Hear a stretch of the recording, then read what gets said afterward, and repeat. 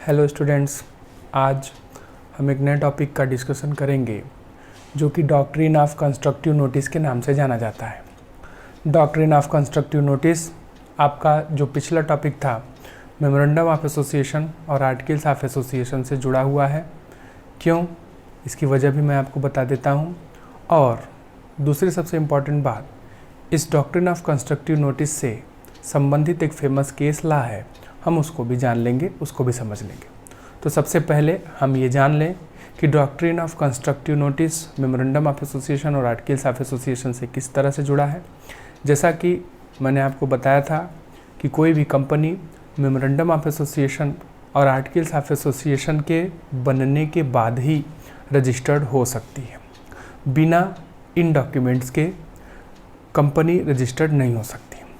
Memorandum of association और articles of association एक public document होते हैं।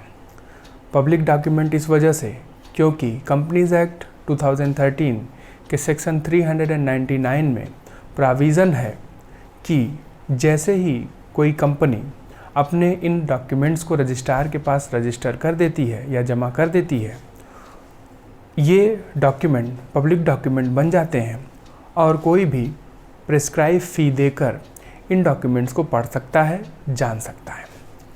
एक और बात मैं आपसे बता दूं, ये जो डॉक्ट्रिन ऑफ कंस्ट्रक्टिव नोटिस है वो अवेयर करने वाला भी प्रिंसिपल है। अवेयर का मतलब जागरूक करने वाला भी, कि कोई भी व्यक्ति अगर कंपनी से जुड़ रहा है तो वो कंपनी के डॉक्यूमेंट्स को पढ़े, जाने और फिर कंपनी से जुड़ने के बारे में सोचे।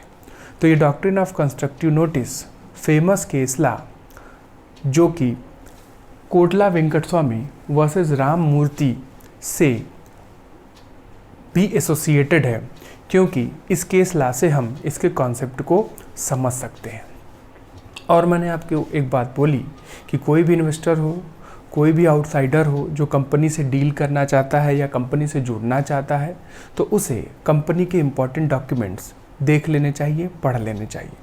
और डॉक्ट्रिन ऑफ कंस्ट्रक्टिव नोटिस यही बोलता है। डॉक्ट्रिन का मतलब होता है सिद्धांत, कंस्ट्रक्टिव का मतलब होता है प्रिजम्पशन और नोटिस का मतलब होता है इन्फॉर्मेशन। मतलब ये बताता है कि आप अगर कंपनी से जुड़ रहे हैं तो आपको कंपनी के सारे नियम पता हैं और तभी आप कंपनी से जुड़ रहे हैं। चलिए इस केस लॉ के बारे में जान लेते हैं। जो फेमस केस लॉ है जो इससे संबंधित है, कोटला वेंकटस्वामी वर्सेस राम मूर्ति, और ये केस लॉ 1934 के आसपास का है, AIR 1934।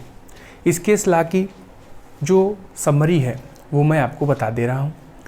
इस केस लॉ में एक मॉर्गेज डीड हुई थी और कंपनी ने अपनी संपत्तियों को मॉर्गेज कर लोन लिया था। और उस मॉर्गेज डीड में जो सबसे इम्पॉर्टेंट एलिमेंट था वो यही था कि कंपनी के आर्टिकल्स ऑफ एसोसिएशन में ये बात लिखी हुई थी कि कंपनी जब भी किसी भी तरीके की कोई भी मॉर्गेज डीड करेगी तो उस दौरान उस मॉर्गेज डीड पर 3 सिग्नेचर रिक्वायर्ड होंगे। यहाँ पर आपके सामने mortgage deed articles of association में 3 सिग्नेचर की रिक्वायरमेंट थी। और ये 3 सिग्नेचर किसके किसके थे? कंपनी सेक्रेटरी, वर्किंग डायरेक्टर और कंपनी के मैनेजिंग डायरेक्टर का। लेकिन वास्तविकता में उस मॉर्गेज डीड पर केवल 2 ही लोगों के सिग्नेचर थे। ये 2 लोग थे कंपनी सेक्रेटरी और वर्किंग डायरेक्टर का। कंपनी के आर्टिकल्स ऑफ एसोसिएशन में ये बात साफ साफ लिखी हुई थी कि कंपनी का कोई भी कॉन्ट्रैक्ट तब तक इन्फोर्सेबल नहीं होगा जब तक कि उस पर 3 लोगों के सिग्नेचर नहीं होंगे। और उस मॉर्गेज डीड में सिग्नेचर केवल 2 ही लोगों के थे।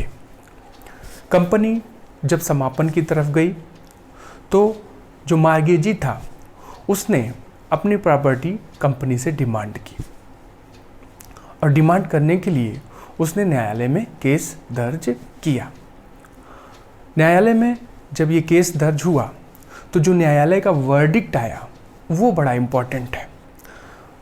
जो वर्डिक्ट था उसके अंतर्गत जो जज था उसने बोला कि mortgage deed was invalid because it requires the signature of 3 people, but there is only 2 people's signature, केवल 2 लोगों के सिग्नेचर थे, इसलिए वो मॉर्गेज डीड को इनवैलिड माना गया।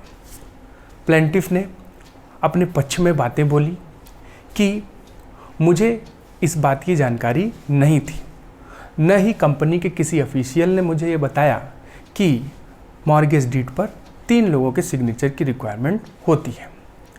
तो जो जजमेंट आया वो इसी बात पर आया कि अगर आप कंपनी से जुड़ रहे हैं तो कंपनी के जो भी इम्पोर्टेंट डॉक्यूमेंट्स होंगे आप उसको पढ़ेंगे और पढ़कर ही कंपनी से जुड़ेंगे। तो इस वजह से उस मॉर्गेजी को किसी भी तरीके का कोई भुगतान नहीं हुआ या उसे कुछ भी नहीं मिला। तो ये डॉक्ट्रिन ऑफ कंस्ट्रक्टिव नोटिस और जो ये फेमस केस ला है कोटला वेंकटस्वामी वर्सेस राममूर्ति, यही बताने का प्रयास करता है कि आप अगर कंपनी से जुड़ रहे हैं तो आप कंपनी के इम्पॉर्टेंट डॉक्यूमेंट्स को पढ़ेंगे।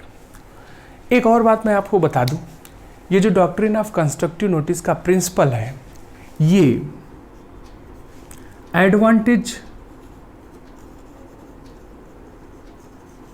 देता है कंपनी को